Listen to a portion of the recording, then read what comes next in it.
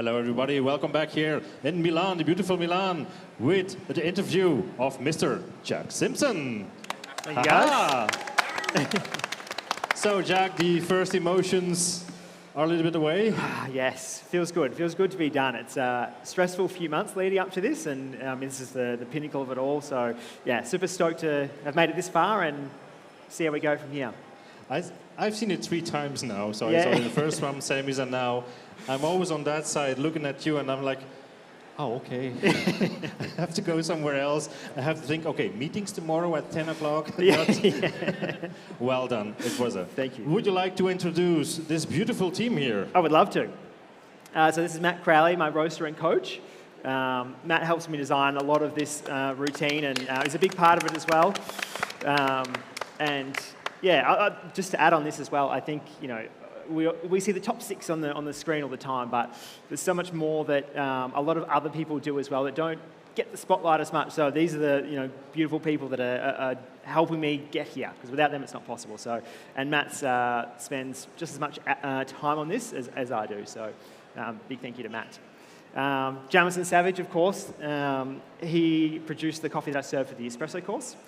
So the coffee is called Ether. Which Jamison will do a lot better job of explaining the process than I will.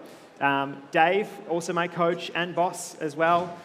Dave spends a lot of time with me every week, probably too much he would say, but no, a huge support of mine. My fiance, Gabrielle, another huge supporter, watches a million run-throughs with me.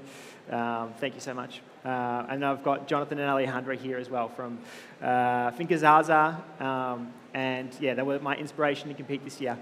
So this is Jack Lorenzo as well. Oh my God. But no, I was in Colombia earlier this year and spent a lot of time with these guys, stayed at their house, and yeah, they gave me the inspiration. I wasn't going to compete until I spent a lot of time with them, and I wanted to represent their farm again, and so glad I did. Yeah. Thank you. Thank you, Jack. And Juan Pablo from Lojas Bean, sorry, as well.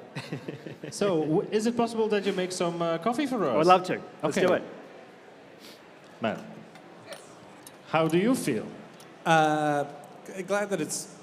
Not glad that it's finished, because I love doing it. We love doing it. I think it's any endeavor you can do like this, and you have the free time to do it. It's nice to be able to sacrifice your time for something that's worth it. So, yeah, just all the emotions coming out. I think over the last 3 days, I think I cried at the 7-minute point on the first performance, and I'm like, oh God, it's just so it feels great to have everyone seeing it as we intended. Yeah, you right. First time I see Jack in the first round, and then I go back, I tell Jack, wow, you make the ladder for us. Because like in this competition, we give us like roller coaster ladder. I've been here. We know like this is a beautiful family in here, and also he explained in 15 minutes all people they experience in here, and also like beautiful ladder for all the competitors. I think. Thank you, Jack. Thanks, mate. Alors, je peux parler français, moi? Bonjour. Bonjour. Does Jack understand French? Non, pas vraiment. So we can share. She does it all the time. Non, c'est pas vrai. So we can share secrets that nobody should know. That is correct. No, I'm not going to do that, of course.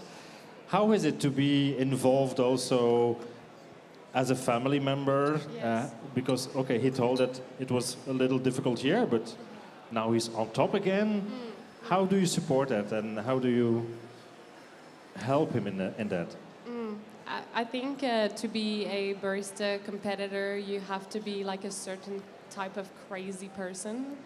It takes, I think, for Jack and many other people in the finalists this year, like, you really have to be all consumed by what you're doing, and to see essentially, like, our day-to-day life at home would be talking about barista competition 24/7. So it's, I think what you have to do to be like the best partner for your barista competitor fiance is to really be in tune with how they're feeling and really communicate as best as you can to provide the support that he needs. So I think that's my piece of insight. Okay, thank Yeah. you. Thank you for sharing that with Of us. course. I think they need a support group for partners of barista competitors because it looks like a hell of a job some of the time. Yeah, I think so. So, Jack, can you repeat again what flavors and... Flavor notes? Yes. Yes. So I said navel orange, yellow peach, and Earl Grey tea. So super floral coffee. I think it's probably the best washed espresso I've ever had. It's just so sweet, so clean, so long, with like almost zero bitterness. It's it's an amazing coffee. So you were also part of the coach team? This is my 20th year coming to WBC, so it's been a long ride for me. I first competed in 2004 in Australia, and then first competed at the Worlds in 2006 in Bern, and it's sort of progressed from there. I enjoyed my time competing, and then from there always have progressed with other baristas over the years, and have enjoyed coming back, and I love the competition. Well, Yeah. Oh, yeah. Go ahead, guys. It's like I started to compete in 2011, and I know David Macon, you are our legend. Now it's the 25 year in our World Barista Champion. So may I ask much more about like from you start in this competition until now? You still in here? What make you feel like what the change? Yeah. So much has changed and so much hasn't. I think that fundamentally the competition's still the same, but the level of intensity behind the scenes, the amount of detail we go into now behind the scenes, has changed so much. It's just elevated and lifted every year that I've come. It's quite amazing to see Jack now in the training room and Matt roasting behind the scenes and sourcing. It's just so much more complicated than it was 20 years ago. Yeah, because they asked me to look up some pictures from old versions, old editions of the WBC, and my brother competed also in Bern in 2006 and then in Tokyo. And when I saw the pictures of Bern, the scene, it has nothing compared with what we have today. It's totally changed, and thanks to the community, to the sponsors, to everybody bringing this. But yeah, it's going up every year, so I hope we will continue, as we talked before, it will continue to evolve, because it inspires not only baristas all over the world, but also machine manufacturers, people preparing the water for us, everybody, the producers. So I think the next thing is somehow now to bridge the gap to the general public, and that's the next gap we have to fill. Is coffee is consumed globally by billions of people, and somehow now we need to bring the competition more to the general public. It's hard to do, but I think that's kind of the next evolution. Hopefully, we'll see over the next 25 years is the connection to the everyday consumer in the cafe. do you have the same feeling about that?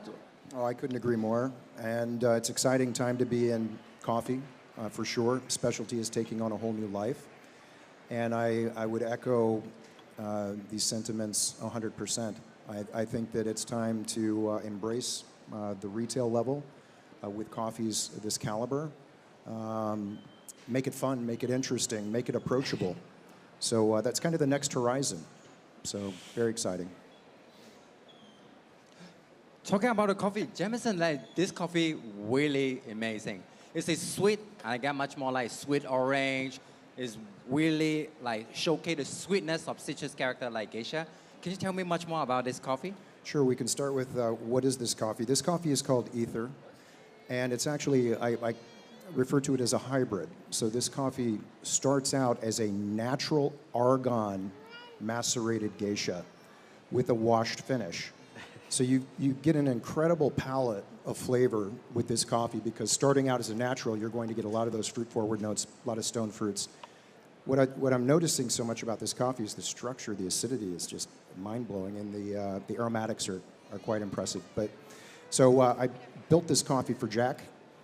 He came to the farm earlier in the year, and we talked about maybe doing something different. Listened to his wishes and what he was looking for in his cup. I hope we accomplish that goal. certainly is a beautiful, beautiful espresso. You know, produced perfectly by our competitor here, Jack. So I couldn't be more happy to be on stage with Jonathan, sharing this moment. What a special time, for sure. Oh, sorry, I keep forgetting you guys.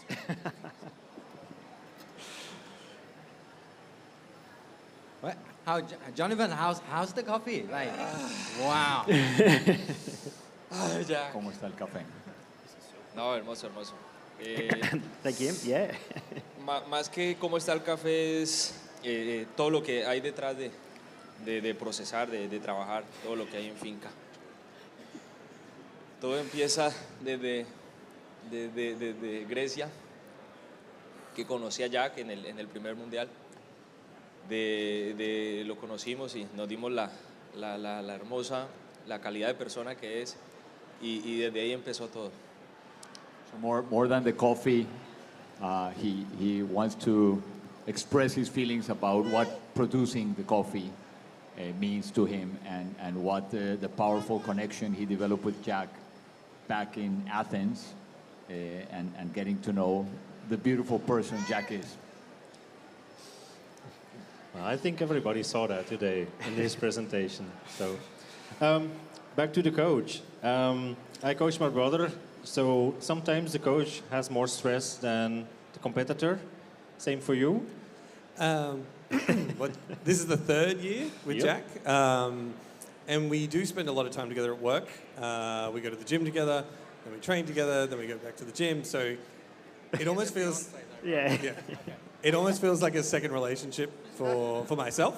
I don't know how it feels for Jack, but it's the way that we share information, we fight. It's like, because it's always on our mind, we're always thinking about it. So it's good that we love it, because yeah, it's difficult, but it's more difficult to see when something doesn't come together or when something doesn't work. But those moments where, you know, whether it's just how he moves around the stage or how he extracts an espresso, or particularly when the ether kicked 3 weeks ago as opposed to a different coffee we're looking at, those moments, like, it makes everything worth it, because you share in the joy as much.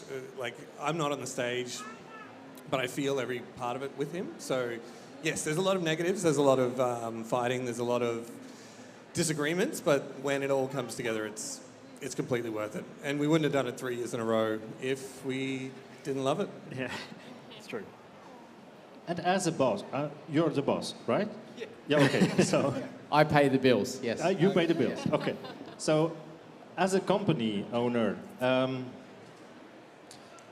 what's the importance of keeping investing in staff or team members, let me say it like that, team members, to continue competing to those competitions, whatever it is, WBC or another level?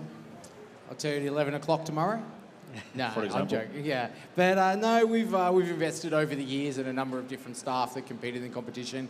It's great because it filters down all the way through, and I'm a big, believer in what you see here on stage, particularly like weighing the most common ones, weighing the output of the espresso machine. That was first done on a WBC stage. We now see that in everyday cafes. We now see it built into coffee machines. So for me, it relates closely to like that Formula One concept. This is where we see new ideas developed, and then we see that filter down through the industry. And so for us, it's about being on the forefront. We also love competing. We're all competitive people, at heart. So we love getting up here. A big shout out, obviously, to our Axel Coffee crew back home in Melbourne. Because to be honest, if they weren't all running the cafes, we wouldn't be able to pay the bills. We've got 300 staff now back in Melbourne. And so a big shout out to all of them that are working hard so that we can be here on stage on the other side of the world. Jack, something to add as another side of the company? Yeah, well, I mean, one thing I would love to add is just a big thank you to everyone that put this event together.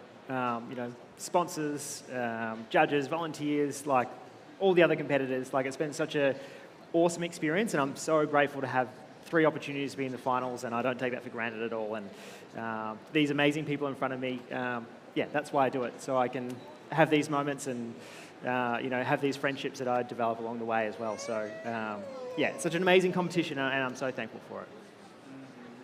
So, like, Jack, may I ask you one question in here? Like, Why is WBC important to you? Yeah, well, I think, like I just mentioned, I think it's obviously it's sort of the pushing boundaries of coffee. So that's why I started doing it, trying to think of new ways to extract and work with this amazing product that these guys produce. But it's since evolved from there, where it's, I don't know, I feel like I've got a message that I want to share, and it's just this perfect platform where I can do that, and you know, these amazing relationships that I've formed, I get to put these coffees on stage, and I feel so proud representing them. So, yeah, it means the world to me. Well, thank you very much. This is a great moment to end this interview. I would like to thank everybody here on the table. I would like to thank everybody at home from your team. So thank you, everybody, for joining us online. A huge round of applause for our 6th finalist of the day, Mr. Jack Simpson. Thank you very much. Yes, thanks, guys. So we will have a short AD break, and then we will be back with last time to the commentators.